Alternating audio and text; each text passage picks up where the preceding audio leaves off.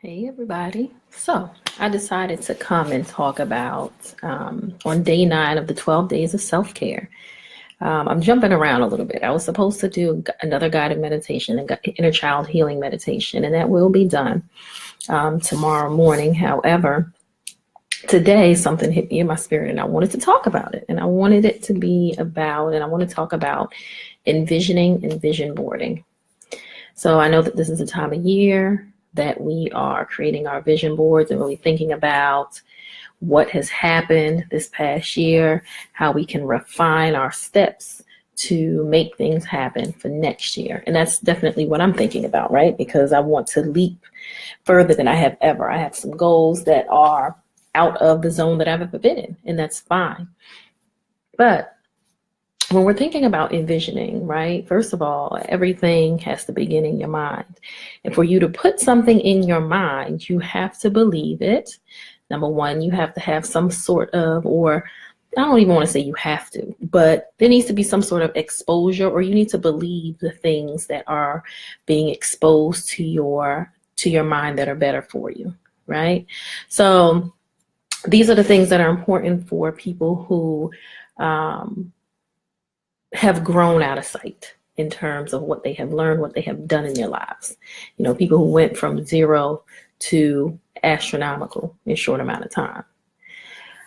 So when you're envisioning, there's nothing wrong with large goals and big goals and doing things that you have never done, or envisioning, putting on your vision board things that you have never done. In fact, that's what you should do, right? Because that's the point. You're trying to change your trajectory. The thing about it is that just because you did not do whatever it is that you want to do this year, that doesn't mean you throw away the idea. That means that you refine your steps, right? So when people say, you know, these, you have visions or goals that are too big or whatever, and for whatever reason, those goals are not met. There could be a ton of reasons. That's up to you to determine why it was not met. It may have been that you didn't have enough knowledge. It may have been that you didn't have enough information. It may have been that you procrastinated too much, and so you weren't able to complete and fulfill those goals. But in no way is it because it cannot be reached, right? So for me, there's some things that I'm carrying over, but instead of beating myself up, what I'm doing is that I'm looking over my year and really paying attention to what the reason why some of these goals are not met.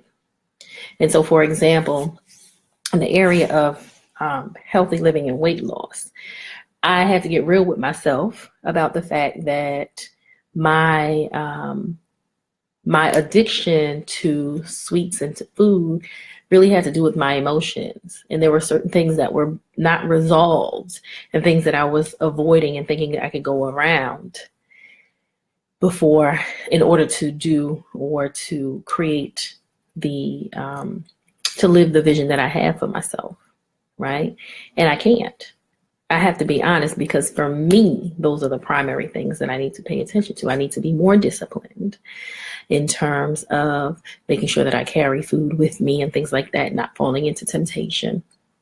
You know, being more disciplined with and creating a strategy for counting calories, paying attention to what calories are in certain foods, and just altogether avoiding sugar, because that's my trigger, right? And so I have to get real about that and honest about that and learn more about food and emotions in order to make that happen. I can't avoid it. I have to do the work. I'm not going to throw away the goal. And I've decided that I'm not going to carry this goal into another year. So 2019, that's not going to be my goal no more. Okay. If anything, 2019 the goal is going to be to get more muscle or something like that. But to actually lose the pounds that I need to lose, that's not going to be the goal no more. I'm done with that. Okay. And that's what ends up happening. We decide, we make a decision, and we can tell when our decision is final, and we can tell when our decision is just based on somebody else's thought process. And sometimes it takes some time for you to get from one end to the other. The point is that you stick to it, because there's a reason why it is your goal. Sometimes it's your goal because, you know, somebody put it in your ear, but that doesn't mean it's necessarily bad, right? It doesn't. Sometimes it just means that it's something that's been put in your ear. The universe gave that to you, but you're still refining yourself to figure out how to make that happen. But be kind to yourself, because every failure is an opportunity to learn. Every quote unquote failure is really an opportunity to learn, an opportunity for you to reframe yourself and to be kind to yourself and to be good to yourself on a deeper level. So that's just something I want you to think about when you're envisioning and creating your vision board and making changes for the new year. So I'm Cecile of Mommy Evolve. You can reach me at mommyevolve.com, and I look forward to day 10. Peace.